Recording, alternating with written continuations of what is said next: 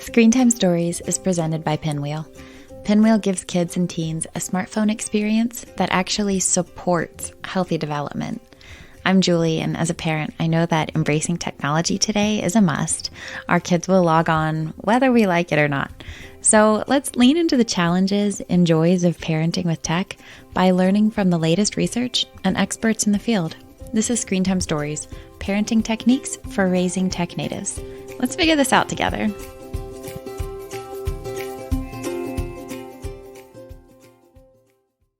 Today we're talking with a middle school teacher to get an insider's look at what goes on during those formative years behind closed school doors. Middle school is a huge transitional period for our kids. They're not yet young adults, but they're taking on the skills and responsibilities that they'll use as adults. And that's no small feat. Good news, when it comes to tech, we're actually not that far behind our kids. A Common Sense Media report from 2019 showed that the gap between parent and child tech use has narrowed, meaning that we as parents have a better understanding of our kids' tech use. Not bad. So let's hear from Joyce, a middle school teacher in Northern Virginia. Hi, you must have some stories. Oh, do I ever? All right. So you came from teaching at an elementary school. How long were you doing elementary school for? I did a little bit of everything. I did homeschooling, I did private school, and I have been in the public school system now for 14 years. Of those 14 years, I did 13 in elementary school, and this past year, I was put into middle school. So it's a big wake up for me, seeing the difference between elementary and middle. Yeah, and I wanted to ask you about that. What are some of the biggest things? Because that's such a huge leap. What are the biggest differences that you've seen? Big differences between elementary school and middle school is something to do with the nurturing factor. When they're in elementary school, there is such a nurturing going on with the teacher and the child that you kind of like to keep them in elementary school forever. There's just that sweet thing going on, but they're growing up. When they advance to middle school, and you do want them to grow up and have some sense of independence, some of these kids can just run with that independence, which is a good thing that they are taking on responsibilities and they are moving up a notch. Many of my students go home and babysit younger siblings. They do have responsibilities that they're taking on. It's not necessarily a bad thing, but where it comes in with tech is they're taking on new responsibilities and getting into new things with their devices and with their friends that some are positive, some are not. But big difference all the way around between, it's a light years apart between elementary and middle. Okay, that makes a lot of sense. You've got that nurturing factor in elementary school, and then you sort of ship them out the door in middle school. Like, okay, you're on the track to growing up. You are. You're jumping out of that nest. Come on, let's do it right. Okay, so what are some of the things that you've seen that are like specific differences? Have you seen kids dating, smoking, bullying? Can you tell me a little bit about that? Oh yeah. Okay. Well, dating's a big one, and I can remember being in middle school myself and having that first crush. It can be really sweet and innocent, and that's a good part of growing up. It's good social skills. The kids learning to get along. Nothing wrong with that. But as we know, times have changed. Kids are exposed to things maybe they shouldn't have been exposed to so young, and they can pick up a side of it that's into area where it's not funny anymore. It's like, well, that's just inappropriate, kids, and they know it. As far as things like smoking goes, we are in Virginia. It is a tobacco producing state. And I haven't had any kids actually smoking, but vaping seems to be the big thing with kids nowadays. So I have students with older siblings that vape, and they think it's cool because they're older siblings. Vapes, so they bring it into school, and they're not thinking. They are only thinking about being cool. They're not thinking of the consequences. Yeah. That we can smell it. Yeah. You're in big trouble now. What happens when you catch a kid vaping in the bathroom? Oh, they're in big trouble. And we know who did it. And then the funny thing is, too, is they don't realize that when they're in trouble and busted, their nearest and dearest friend will rat them out because they don't want to get in trouble. It's like, ooh, I'm scared. So, and we always tell them, you're not being a tattletale. We need to get this settled now. And I have to give a lot of credit to our administrators. They're used to dealing with kids, and these are the kind of problems. No one feels like they committed the cardinal sin. Right. It's like, you made a mistake. You know, we all make mistakes. So it's a time when we confront them. We always get the parents involved. We all know what's going on. And in the end, that's part of growing up too. Yeah. So yeah, kids make mistakes. So that's nothing new. Just what kind of mistakes they can get into these days seems to be a little more serious than like when I was a kid. Well, I mean, there was smoking cigarettes back when you were a kid. Right. So it's just a different form of, Absolutely. just a different device they're using now. Right. And they know the dangers. It's like, yeah. But it's still cool. Is what it? Are you do with that? Please don't be cool doing that. Find something else to be cool with. It's not bad for your health. Yeah. What about bullying? Have you seen any of that going on? And like anything with cyberbullying specifically, or just bullying in general? Anything? Any stories there? Anybody's gotten ugly? Yeah, that seems to be the new trend. So if you guys remember last year, TikTok had some serious challenges. Well, it's only going to be a challenge if you can prove you did something way out there that was ultra bad.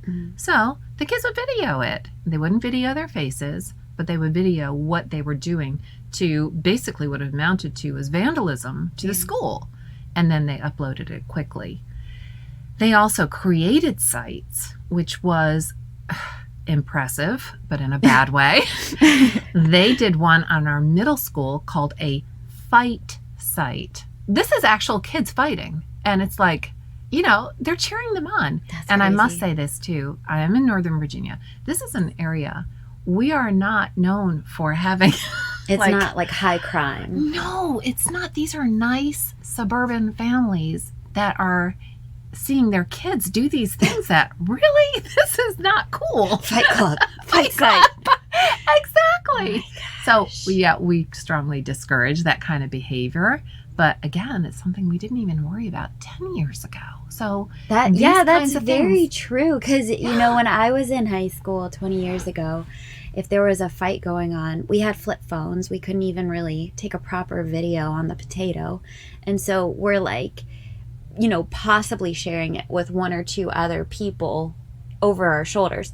To have the ability to create a website and share it that way, and just thinking about how a middle schooler's brain works and how, you know, they're really looking for that peer acceptance, to be able to gain that through any kind of social networking. If you think that fighting is cool, I could see how that could really encourage a kid to make those bad choices. Absolutely. That's crazy. Right. And kids have always liked attention. They all love attention. And when you see the different ways that children get attention, these kids are bigger. Some of them, many of them, are taller than me. But you got to remember, there's still just a little boy or a little girl on the inside that really is seeking attention. And now they're going to do something. It's just taking it to a new level. Okay, so we'll go into, you know, tips and everything. This is like a little bit depressing, but we'll make this encouraging. But I'm curious, just as far as the fight site goes, because that's pretty major. How does the school even handle that kind of thing? Like, what do you do to address that? It is amazing. You would be, just like I said, impressed in a kind of shocked sort of way how quickly kids can get their phones out and begin videoing something that's happening instantaneously. I don't know how they do it. It's like they're just boom on it. It's like their mind thinks that way. What the school does to control it is we can usually find, again, the source of it all and have them take it down. But it's very hard to undo the damage that has been done. So this is an ongoing battle, and it really is worth, Julie, you having this kind of conversation with me or for other parents to think about. How do you stay one step ahead in this era where kids have accessibility to be able to do this? And as we all know, once something's out there, it can be downloaded. It's pretty much a done deal. So it is something where it's parents and teachers working together to do what's best for the children, being able to be aware of what can go wrong before it happens, so that we're just staying one step ahead. Okay. There's no relaxing. Sorry, guys. Parenting is a 24/7 job. So teacher's lounge is empty. Nobody's lounging. You got it. Okay, so talking about tech more specifically, in middle school, in 6th grade, how many kids would you say have phones or the vast majority. Yeah. Yep. And a lot of them don't have new phones. And I'm guilty of this too. If mom gets a new cell phone, what does she do with the old one? Give it to the kid. So it becomes a toy. But they're able to use it. You know, they can get onto the Wi-Fi. So at school, they're on the Wi-Fi with a phone. And it's a device. It's helpful for the most part. And I'll say this too, 99% of the time, it's really awesome that kids have that accessibility and or have that knowledge at their fingertips. It's wonderful. We're just, we always worry about that fraction of a percentage where things go wrong. That becomes on the front burner. But yeah, it's pretty much all the kids have one. I think in my class this last year. Okay. It was the thing. And we used them. We used them in class. So, yeah, because when my middle schooler says, everybody has a cell phone, he's not exaggerating. It's actually pretty much. real. And we do have a thing where in Virginia, we have what's called the Standards of Learning. At the end of the year, there's a big test, and it's the SOL test, and it is all done online. The kids do have to be savvy with our county issues Chromebooks to the kids. There is an app on there called Desmos for the calculator. That's all they get on the end of year state standardized testing is an online calculator. They really do have to know how to use it. So when I say we use it in class, pretty much every day. And it's amazing what important. it's a scientific calculator. It's awesome. So they have accessibility to it. Every student has it. There is no discrepancy in who gets a device and who doesn't, which that used to be a problem in the past. Now everyone has equity in that way. I think it's pretty common for schools to have filters on the Wi-Fi and then filters on the school-issued laptops and iPads or whatever devices they give out to the kids. But, I mean, these filters aren't perfect. And so have you seen kids work around the filters and click into things that they shouldn't? Yes, I have. And again, it amazes me. They're able to figure these things out. Some of the websites they won't get through the firewall, such as Facebook. They can't be on that in the school Wi-Fi. We get that. But they're able to get around that when they're off the school Wi-Fi just by clicking off, such as on their cell phone. So now they're back on again. If it is a school-issued device, which we typically use in the classroom for, as I was saying, the online calculator, we have a program put out by Google called Lightspeed. With Lightspeed open on the teacher's computer, I can see all the websites that the students have been on and are currently on in my classroom. It only applies to that classroom and during that time period that I have them. And that's where you see it all. It's like, you have been on 5 different YouTube channels. You haven't done any of your work yet. What do you think? And I can even send them a little message, say, do your work. And I can close them down. So that's awesome. So it is. It's nice to be able to have that. We keep it friendly, but just the accountability, a student knowing that the teacher knows what they're going to be on, or what their parent, if their parent knows they're going to be on it, it makes us all think twice. It's like, is this appropriate or is it not? And not that it's anything bad. Like they just like to watch kitten video, something like that. But, not during this time. Right. It's so short as it is. It's nice, though, to be able to have, which we all need, again, accountability. Yeah. Okay, that makes a lot of sense. Okay, so I want to ask you about a specific story that you were telling me about earlier, about the worst example that you've encountered this past year with technology. You were telling me about one of your young female students taking a picture. Can you share that story? Okay, you need to know, first of all, Julie, this is the worst thing that has ever happened to me, ever. This is not something that goes all the time. Yeah. But there was a young lady in our school, and she what grade was she in? 6th grade. Yeah. I mean, this girl is very young. She took a photo of herself, and she sent it to a guy. He posted it, but we're looking at it from a teacher.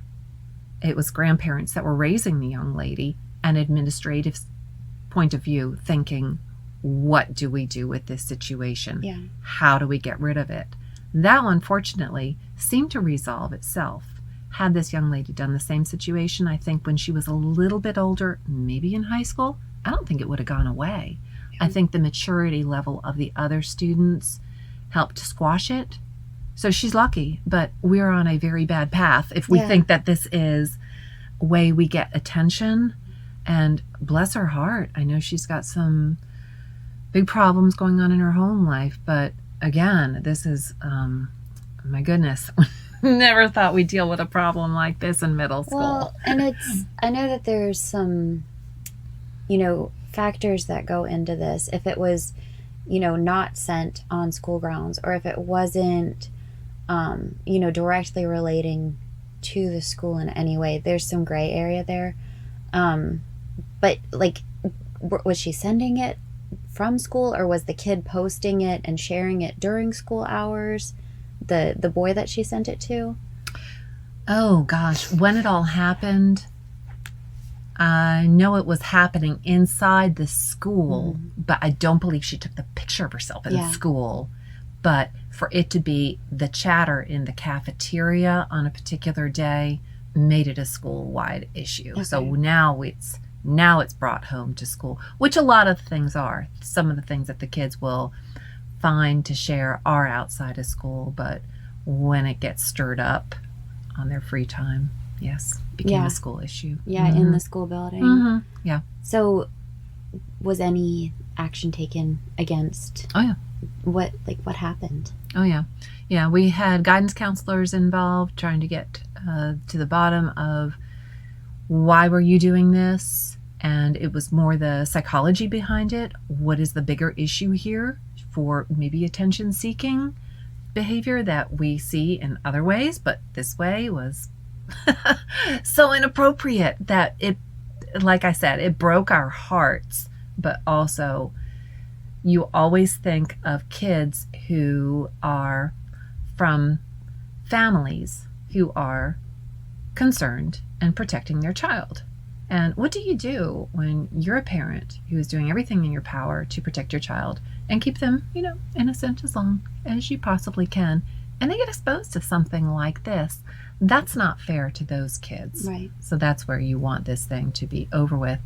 But knowing the potential that's out there, it does keep you on your toes. Yeah. What about the boy that shared? Did anything happen to him? Yes, he did. He got 2 weeks of suspension from the school, so he was in major trouble for that posting. And again, there was overlap with school and what that involved. And other parents came forward and just said, this is completely unacceptable. They were right. So, action needed to be taken.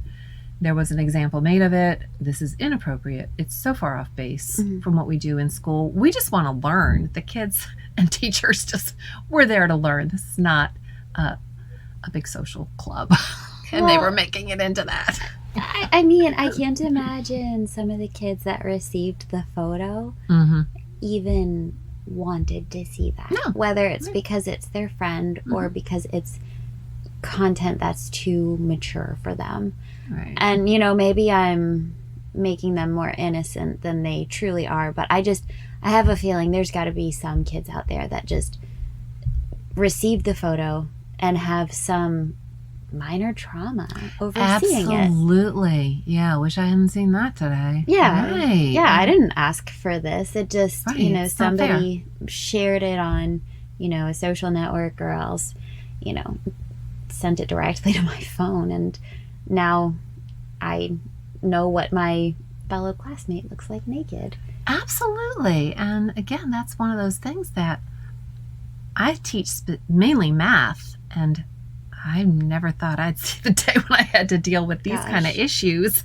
I'm more concerned about them solving the quadratic equation than, okay, now this is a whole different thing. But we do have excellent counselors. There are resources out there for teachers and parents alike that, you know, it's always good to be able to tap into it. This isn't the first time something like this has happened ever. So what do you do? It does change, like with the change of technology, because, you know, going back to the fight site, it's not something that teachers had to deal with 20 years ago. And being able to rapidly share these images, it's new. And, you know, I'd prefer that you were able to just teach math and not have to deal with the whole, you know, all of this ugliness. But I appreciate what you do. I'm glad that the kids have an advocate in the school with them, because that's, you know, one of the hardest things for me as a mom is I feel like I'm my kids' biggest advocate. But when they go into the school building, I'm so out of the loop. I try to stay involved, but I just have to trust that their teachers are being the advocate for them when they're in the school building, and, you know, just loving on them as much as possible when I'm, you know, physically separated. I love it. And I think you have a middle schooler. I teach middle schoolers, and that is our biggest connection that we can make, is not necessarily with the child, but with the parent. So if I have the parent as my advocate, we're on the same team. We both want what's best for that child. And well, I wanted to ask you about that too, because this is important to me. How can parents support their middle school kids and their kids' teachers? There's so many ways that they can do that. There's just, the more you think about it, at first thought, it's like, well, there's really not a lot I can do. The schools are secure these days. How do we even impact? How do we get in? Well, there's so many ways. Every school in the nation has got what's called parent-teacher conferences, or times when it's back to school night, or the kids are doing a performance. Any of those little opportunities, take advantage of it. It's like the more that you show your face at the school and you show that your involvement is there, it's really nice for the teachers who are advocating for your child to have someone to connect with it. And I don't know about every other teacher, but speaking for myself personally, if a parent wants to meet with me individually, I am completely open to that. It's always nice and best to do it one-on-one. In the times that we're in, it's simply not feasible to always be in the school and have your presence there. But nonetheless, there's always things like emails, and we can text each other if that's okay. If that's an option, use it. And then the school often put out a nice website that has important dates and things coming up. Make sure parents read those things. That's what's important with your child. And when you're trying to have these conversations with your kid about what's going on in school, at least read the website. Know what's coming up. A lot of teachers post websites. I always had a newsletter going, and I have to admit, I don't always read the newsletters that come out either. They can get a little bit lengthy, and it's sometimes turns into the joke of the day or mumbo jumbo. But if there's a newsletter, you know, take peeks at that, whatever, and find out what is your main source of interaction with the student. If nothing else, find out when test dates are and critical things, so you can always have that opportunity to support your child, support the teacher. And volunteering is never a bad thing. If anybody volunteers to do something in my class, the answer is always yes. I think everyone knows that teachers are kind of, they're being shorthanded these days and stretched a little thin. There's a serious shortage. Yeah. anything a parent can do is awesome. Most school districts, and ours does as well, has a handbook that goes over the policies. Parents should always be aware of what's going to happen, not only for their child, but if something goes on in the school that you know is an infraction and serious, make sure it's being followed through with. Again, most of the kids are good kids. They're innocent. If they're being impacted negatively by somebody who's being a real rascal out there and getting some attention the wrong way, parents should know what their rights are as well. Well, and then the kids can know what the consequences are. Sure. You know, our kids are not perfect. Like, as much as we want to believe, it's the other kids doing it. Always the other kid. No, let's be real. Like, my kid is not perfect either. But I think that by letting him know the school's policy on different, bad behaviors, he'll be able to have a better outcome, hopefully, when he knows what the consequence is. Yeah, I totally agree with that. Absolutely. Anything else? It's nice every day. I know parents, we all laugh at this. You ask your kid how school was, and they say, fine. What did you learn? Right. Nothing. How was it? You don't get a lot. Yeah, I get that. If you can, again, find out specifics of what goes on, know your kids' friends' names. Okay. That really helps, so you can ask specifically. And then the biggest one of all that I tell parents, parenting is not easy. We've got your back.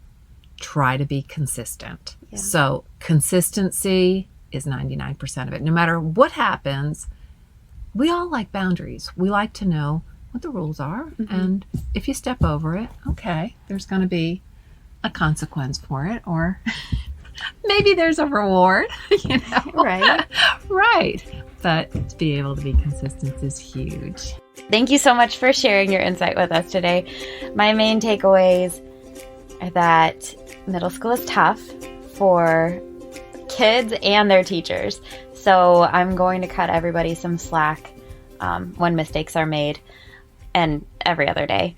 I need to stay engaged with my kiddos and make sure that I understand what's going on a day-to-day basis, but then also try to help them get ahead of things by letting them know about what the specific consequences are for doing some of these common things that kids might get into. So anyway, thank you so much. Oh, no, I loved it. It was my pleasure. I'm so happy we had this talk, and good luck to you with your middle schooler. Thank you. Good luck to you with your middle schoolers. Love it. If your family is facing a challenge with tech, let me know what it is, and I'll find an expert to help out. Just email me at julie@pinwheel.com. This episode was produced by me, and I'll share another one with you next week. Just hit subscribe to stay in the loop.